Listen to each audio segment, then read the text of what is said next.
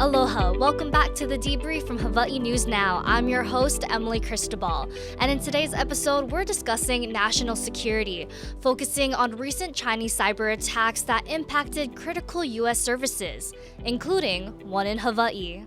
For some background, this report came out in December, in which the Washington Post found that China's cyber army is invading U.S. services, specifically targeting power and water utilities, as well as communications and transportation systems. Hackers affiliated with China's People's Liberation Army have hacked into the computer systems of about 24 critical entities over the past year, including an unnamed water utility in Hawaii. Experts say the intrusions are part of a broader effort to develop ways to sow panic and chaos or snarl logistics in the event of a US-China conflict in the Pacific. For more on this, we're joined by Washington Post reporter Ellen Nakashima, who is part of the team of journalists who broke this story. Thanks so much for joining us. So, Ellen, first, can you walk us through your reporting and share some of the details behind this Chinese hack? So we were reporting on a campaign by the Chinese military's hacker unit to penetrate the systems of critical infrastructure companies across the United States and in some cases outside the United States to try to pre-position themselves in the event that one day they might want to disrupt the systems, either to make it more difficult for companies to, say, move supplies in a military conflict from, say, the West Coast to the Pacific, or to cause panic and confusion and fear and anxiety in the public in the event of a crisis. That's a key goal of or part of the strategy of the Chinese military, the People's Liberation Army, in a future conflict. Speaking of water systems and electrical grids, these are all potential areas that could be at risk. In your reporting, what is the government saying to prevent these incidents from happening? Well, first of all, and as you noted, we did learn that one water utility in Hawaii was breached. We did not find out which one, and so I couldn't tell you with any certainty the name of the company. But we also know that none of these breaches were in the actual what they call industrial control side of the company, the part that actually affects the control of water or gas or oil, the pumps and the pistons, those sorts of things. But they were in the other parts of the company with the idea that they could perhaps move into those more critical systems at some point.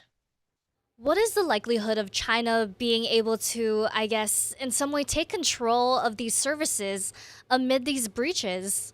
The key thing to remember here is it's not inevitable that it's going to happen. In fact, no one is saying that with these breaches, the Chinese military is dead set on creating a disruption right now. It's more the U.S. government trying to raise awareness and sound an alarm like, hey, people, you need to be aware that this threat is out there and that you should be much more vigilant about the security of your companies and your systems.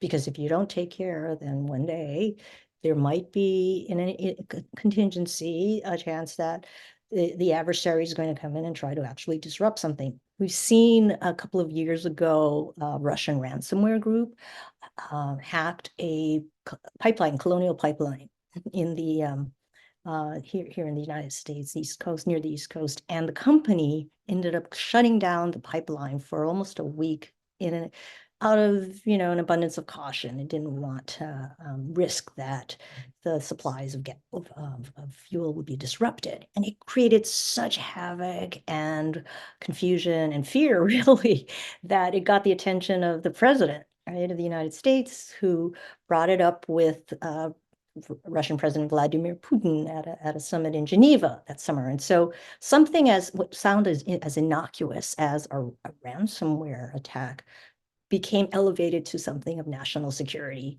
And so similarly, if people aren't vigilant and take precautions with their security of their networks, there could be an attempt that ends up escalating into a real national security crisis.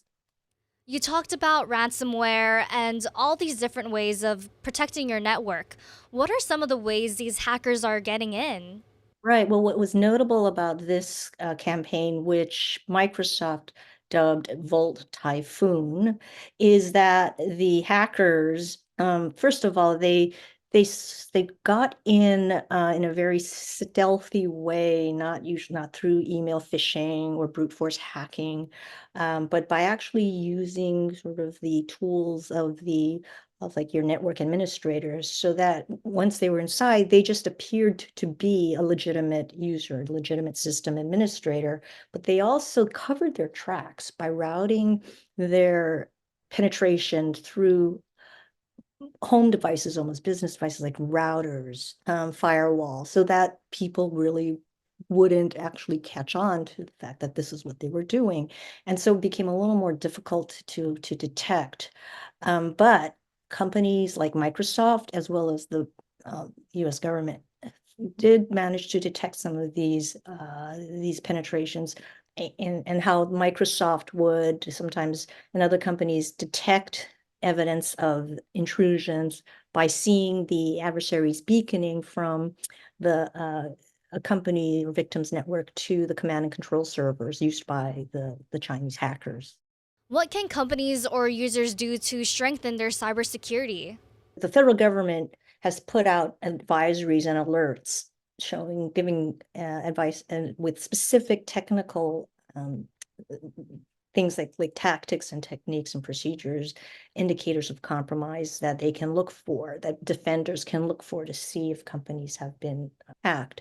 And they recommend doing certain things like mass password resets, more intensive monitoring and logging of accounts that have high network privileges, like system administrators, things like that. In general, though, cybersecurity is an ongoing challenge. It's not something you can just sort of think you can win one day and rest on your laurels. It's a constantly evolving thing. It's fundamentally reactive, as companies often are reacting to a breach rather than trying to be proactive and get out in front. But that's what people have to start to do, get into that mindset.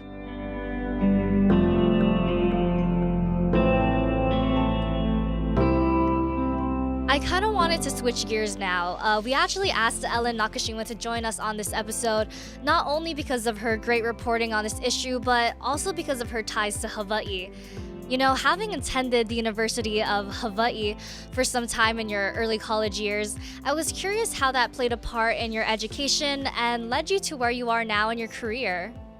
Yeah, well, from the University of Hawaii, I always knew that I wanted to be out and travel around the world and get to know other uh, environments, other countries. And I ended up transferring to the University of California, Berkeley, where I graduated and back in the 80s, and eventually got a job in journalism in Boston. And so over the years, I've been at it for a number of years now, I've covered everything from local news, crime and schools and cops and courts, to uh, being a foreign correspondent in Southeast Asia, based in Jakarta. And from there, we traveled to the Philippines and Malaysia and Thailand, Vietnam, and Hong Kong. It was a wonderful experience and opened my eyes really to the issues out there in the world that affect you. You start to see the commonality, though, between what's going on, say, in the Pacific, Asia Pacific, in Hawaii, and here on the mainland in the US. I also, at the Washington Post, have covered the White House and state politics. And then more recently, I would say over the last 15, 20 years, intelligence and national security issues, which I find just immensely challenging and rich. So have covered everything from the rise of cyber warfare and cyber offense and cybersecurity to uh, issues involving foreign governments like Russia and China hacking into our systems, trying to interfere in our elections, to undermine our democracy, looking at issues of transnational repression, what China and Iran and India are doing in the United States. So those are the sorts of things that are keeping me occupied at the moment. And it all started in Hawaii. Yeah, totally. And, how did you find yourself in that national security, technical intelligence realm? What kind of led you on that path? Probably started really with the 9/11. That was just a huge watershed moment, uh, for me as a journalist as well as for the country. And e- everything we were doing at that point was just sort of stopped, and our attention and our efforts and focus was wrenched and centered now on how does this government, how does the United States protect itself and prevent another major terrorist attack on the homeland and on allies. And it just spawned an enormous amount of coverage, of news, of activity. Entire new federal agencies were sort of huge industries, lots and lots of money being poured into defense, intelligence, technology. Companies sprung up to provide that sort of thing. And all of a sudden, the tools of technology became so important in that mission, that goal to keep America safe. Everything from, um, the electronic intelligence and intercepts that our federal agencies were gathering. We're now got, hyped up into almost overdrive to make sure that they wanted to collect as much as they could to see if they could get any sense of other plots out there, or any hints of attacks.